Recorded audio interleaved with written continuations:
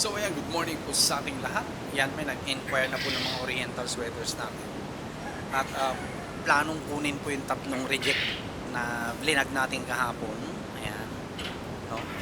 So nagtatanong kung ano pa ang pintas nito maliban sa kung ano yung bakit natin na reject, no? Isa lang naman, acid looking po. The rest, sipit-sipitan, dikit, magandang sukat ng paa. Ayan po. At malalaki ang katawan, wala pong pintas. Yan yung isa. Tapos saan na yung isa? Ito yata yung gold oriental sweater gold. Tapos ito maganda to.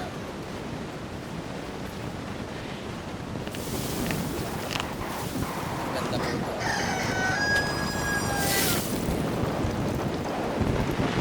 Ayos to. Kaso nga lang sinabi iniiwasan natin.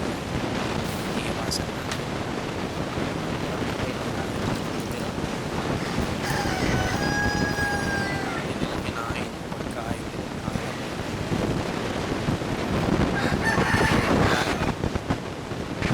Ayan ang tatay po nila. Kasi post control. Tapos ang nanay, pure na 5K sweater po. Nanay nila pure na 5K sweater. Yan lang.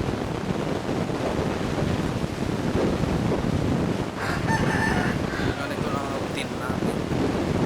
Walang pumasok.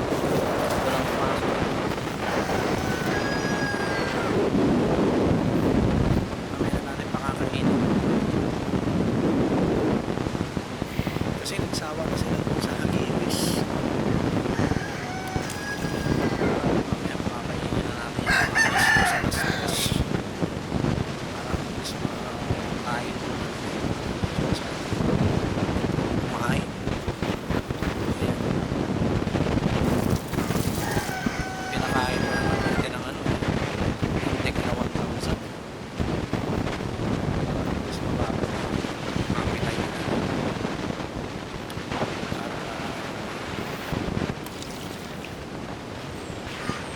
At goods na goods po yan. So ako lang isang i-reject ko yan dahil hassle booking sila. The rest straight ang mga tulog ng mga yan. Magagandang sukat ng katawan, balikat. Kaya sana kunin na 800 sa benta natin. At hintay-hintayin lang natin yung chat deposit. Sabi ko nga, ino-offer ko itong iba going 7 months, 1.5 isa. Kasi pag nag-8 months na po yan, lumalabang 2.5 lang po yan. 2,500. Para makamura sila, bata pa lang bilhin na nila itong mga palahin natin. Anyway, maganda po ang record ng mga ninuno niya. Wala kang masabi.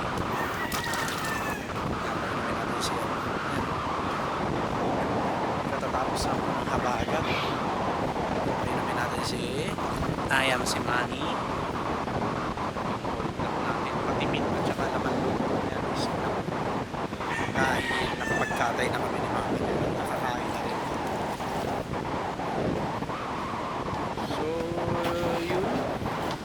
Pinakain ko muna sila ng Integra 1,000 lahat. Pati yung mga nandito. Ayan, Integra 1,000 sila.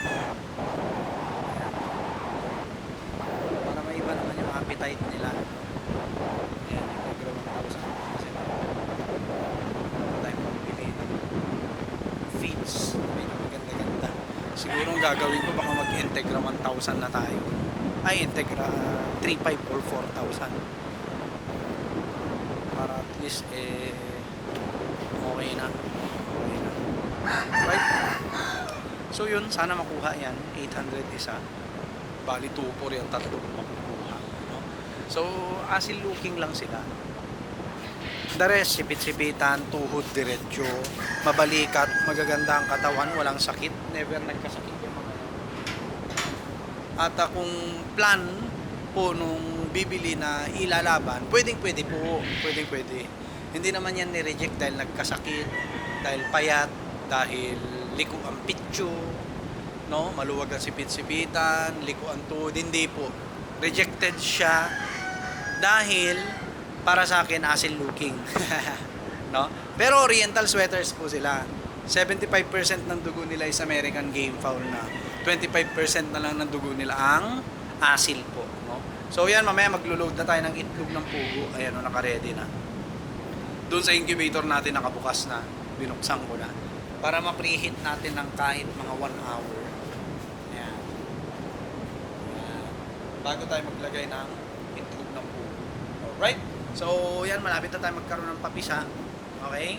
At soon, magbebenta na rin po tayo ng day-old chick at saka RTL RTB. Ayan, RTL RTB po, no? So, iniisip ko po kung by reservation or bigla na lang ako magpo-post, no? Kasi kung reservation, magkakagulo-gulo yan eh, no? Kasi pag nagpa-reservation po ako, halimbawa 500 heads minimum natin sa RTL RTB, 18,000 yun, no? So magpapa-reserve po kayo, babayaran nyo na yung kalahati na 9,000. And kailangan, sure na kukunin nyo po yung in-order ninyo sa akin at babayaran nyo po yung remaining na half ng price po nung tawag dito, nung kukunin nyo po sa akin na kung ilang heads po, no? And non-refundable po siya.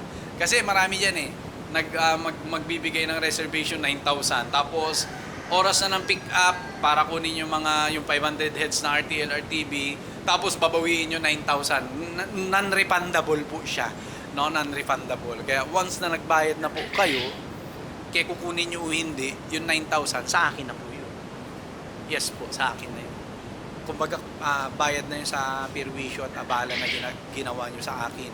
Siyempre, hindi ko naman intended na magpapisa, no? Wala na akong lagayan na kulungan, tapos pakakainin ko pa yung mga yan, di ba? So, non-refundable po siya, no? Once na nagpa-reserve po kayo, non-refundable po, okay?